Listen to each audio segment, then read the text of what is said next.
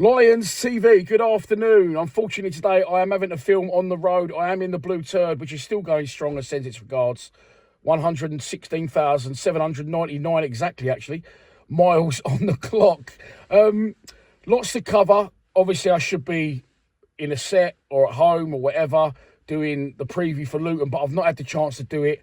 I've had loads on, travelling between my mum's and home and seeing the kids as well. So I've been on the road all day and I've not had the opportunity. So unfortunately, not ideal, but needs must. And I will be filming this video, which is a Luton preview. And we're also going to talk about a couple of other bits of news.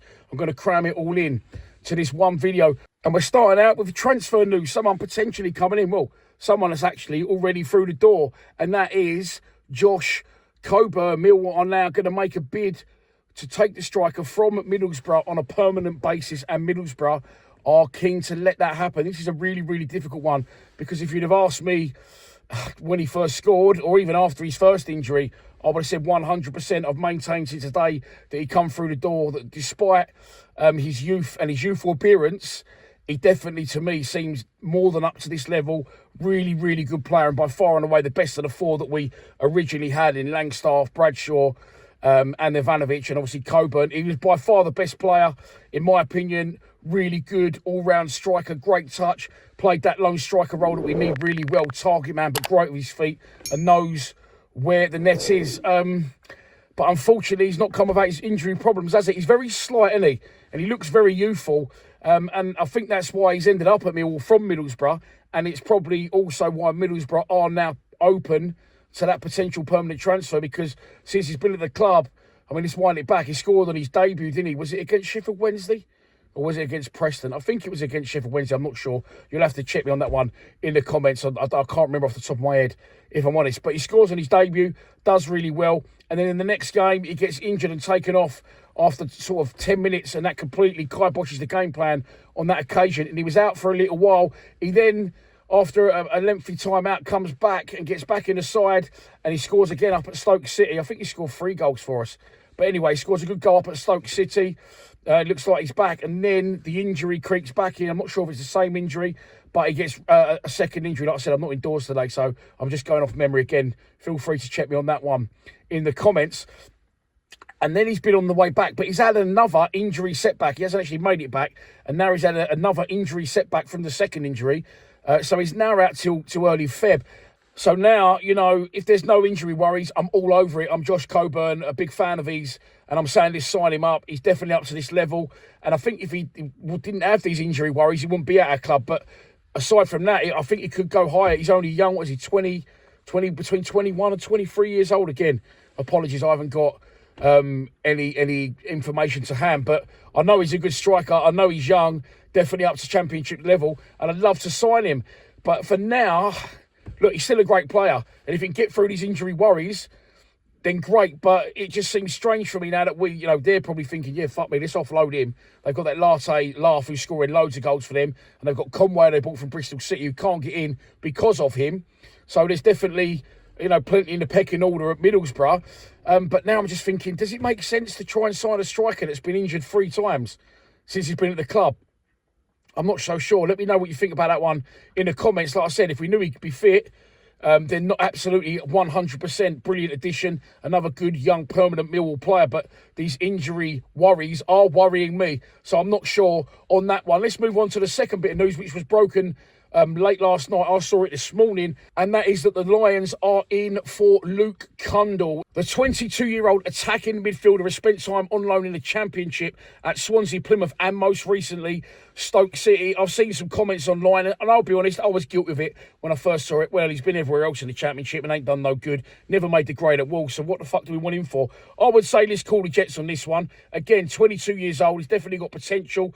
There is other clubs in for him, and following up from that, it's been revealed that we made a bid, and that's been rejected. So 2 things.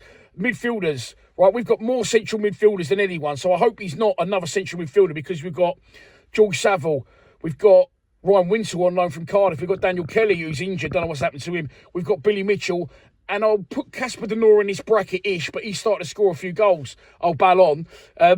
you know, they're all very similar types of players, and we do need an attacking midfielder. So I'm open to it, but this is the second issue I've got. It's been revealed later on, as I said earlier today, later on after the original tweet, that we've had our bid rejected. I know that we've got a small budget. I know we need to play the game to an extent, but it's like when we tried to sign Josh Windass and thought he was a three-bedroom semi. We wanted to play in instalments.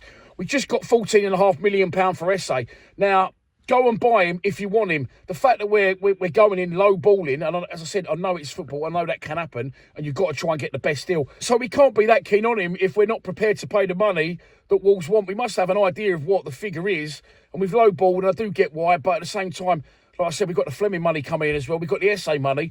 If you rate him that much, Gaffer, and Steve Gallen, who's pulling the strings now on transfers, then go and pay the fucking money. There is other interest from other Championship clubs, and I'll let you know more on that as and when it happens. Now, finally, we're moving on to Luton on Saturday. It is an early kickoff. It is a sold-out away end. I will be there with all the other boys from Lions TV and Henry. So I hope to see you there if you're going. Look, I wasn't going to do a full preview anyway. It's starting to rain now. Apologies if you can hear the rain dropping on the blue turd. At least it'll give it a clean. Look, getting back to the game, I wasn't going to do like a full preview for this game because I just wanted to be a bit more off the cuff and a bit passionate. What team should he play? What team shouldn't he play? I don't fucking care. We need to take the positives from the other night, and there was positives. Yes, we're the masters of our own downfall, but the Bangura Williams and the Callum Scannons of this world. I'm talking to most of the rest of the team here. Get a fucking rocket up your arse and be men, okay? And I'm not saying men should be men. Don't start all fucking coming for me and cancelling me over. You know, it's okay to talk. Of course it is. I'm not talking. On the football pitch, and I spoke to my mate yesterday I used to play for VCD with. Look, and of course we're not professional footballers. We never was. But I said to him, I always refer to it, Chris, when I think back of what we was like. I was a young non-league footballer coming through, and they were all old, experienced heads, the back four.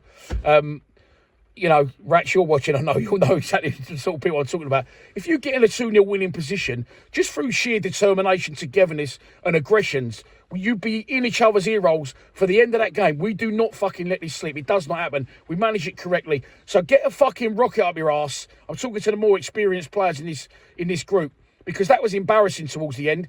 Coming from off the back of a brilliant start and some really, really good goals from some great young talent combined that we've got. Let's focus on that.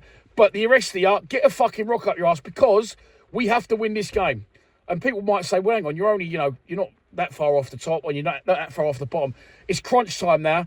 On marks, then we're playing 5 out of the next 6 league games, that we needed to get 15 points out of these games, and at the minute we're sitting on 2. So, to the experienced pros on this side, fucking game management, experienced professional footballers, get a fucking rocket up your arse, get your mind on the game, and let's make sure that we do the fans proud and we don't come out of there saying it's fucking comedy sketch number 3.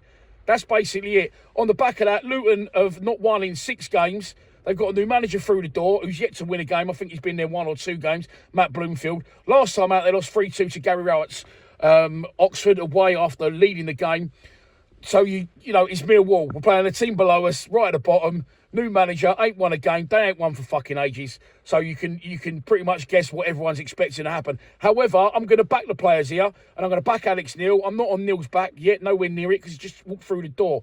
But these players need to be fucking stand up and be counted and be men. And you're going to win that fucking game of football. 2-0, we're going to win it. There you go. It's going to be a surprise, and people might be saying, what the fuck are you on about, mate? But we have to go and win this game. It's time to be stand up and be counted for some of you players that have played 100, 200, 300 games for this football club.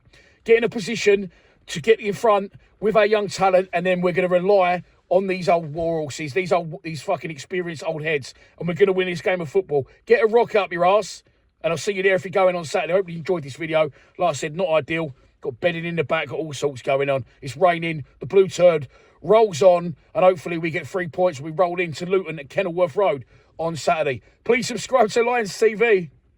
Come on, you Lions.